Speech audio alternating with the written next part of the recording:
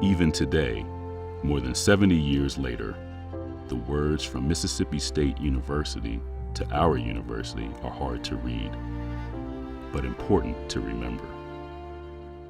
There was a time in America when black athletes weren't allowed to compete against white athletes. Across our country, black people were denied the same freedoms as white people. When asked to choose between inclusiveness or the inhumanity of Jim Crow, the University of Nevada answered in a way that's defined us ever since. We chose equality and inclusiveness. Because we did, we broke barriers. We established our legacy. Jim Crow laws were in full force in the 1940s. Separate but equal was prevalent in the South, and it was prevalent in Reno. Even in Reno, entertainers could not stay in the same properties where they performed. A young black athlete like Marion Motley would face many of the realities of Jim Crow while playing football at Nevada. Motley grew up in Canton, Ohio, and was recruited in 1940 by Coach Jim Aiken. Motley's teammates and coach were supportive, but players and coaches from other universities were a different story. Motley said, "They called us names and everything, and I just couldn't even talk to them. If I caught one in my way, I ran him over. I ran smack over him. We got a lot of respect that way." In a game against Idaho, Idaho's coach wouldn't let Motley play. Nevada coach Aiken grew incensed. Motley said, "When the Idaho coach told Jim I couldn't play, I had to grab Jim and pick him up around his waist and hold him off the ground. He was going to punch this guy in the mouth." Message received. Motley played in that game and in many more. When he left the university in 1942, eventually for military service in 1944, Marion Motley was the Wolfpack's greatest player.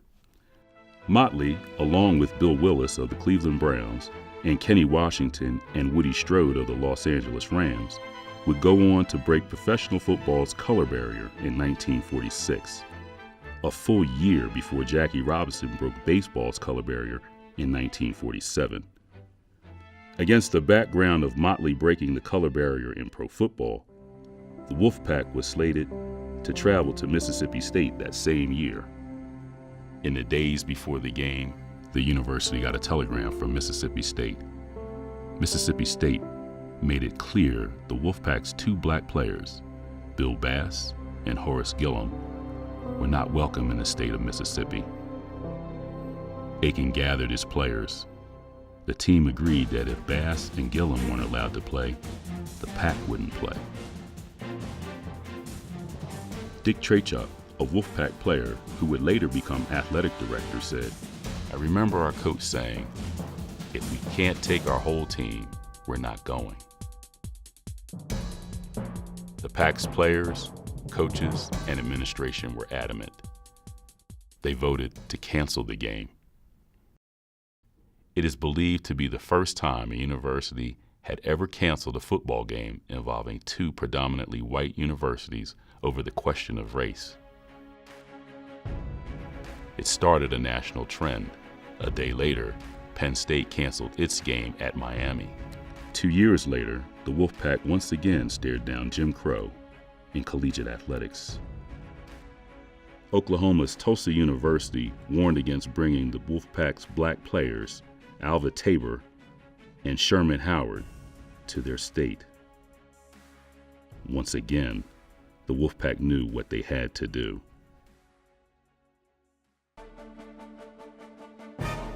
Lineman Bill Wildcat Morris, who grew up in Las Vegas, said, "Alva and Sherman were our classmates, our friends, our brothers. We weren't going to let them down and cancel the game. If we had to, we would have played the game in a goddamn parking lot." The Wolfpack traveled to Oklahoma with Howard and Tabor, and the Tulsa Golden Hurricane never stood a chance. Howard, at 197 pounds and with sprinter speed, started the game at fullback. He was the first black player to ever play in a college game involving two predominantly white universities in the state of Oklahoma. Howard had his jersey ripped off at one point. He kept his composure and scored 2 touchdowns. Tabor, the team's backup quarterback, threw a 55-yard touchdown pass. Howard, who had served during World War II, said the Oklahoma threats didn't deter him. I had been through a war. I had seen devastation. I had fought for our country, he said. Those threats from the Tulsa game? That hadn't bothered me. There wasn't any fear. The Wolfpack won 65-14. It was Tulsa's worst loss in 31 years. Both Alva Tabor and Sherman Howard would go on to become coaches and educators. Sherman Howard, who played with Marion Motley and the Cleveland Browns, is still alive. At 93 years old, he's the oldest living African-American former NFL player. Sherman Howard would later say, "At this stage of my life, I reflect quite a bit. I was blessed to have such a wonderful group of guys as my teammates. Reno was Reno. It was a reflection of the times. But the university itself, it was welcoming. I was treated very well on campus. I really treasure that experience.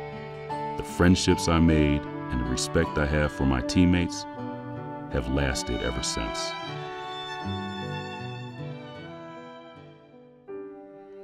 Memories can be like waves. They can knock you down, reminding you of your shortcomings, and they can lift you up. They can reveal truth. They can inspire you to do more. We've broken barriers. We've turned cracks in glass ceilings into openings for others. We've seen the greater good spur even greater public service. We've shown citizenship can be as much about asking the important questions as seeking a single, easy answer. Even as we honor the greats who have come before us, we know there is so much more we must do. Coaches will tell you it's always all about winning. But it's not about the final score.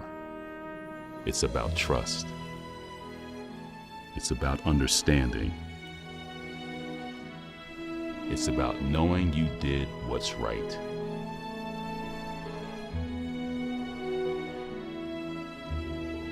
More than 70 years ago, this university did what was right.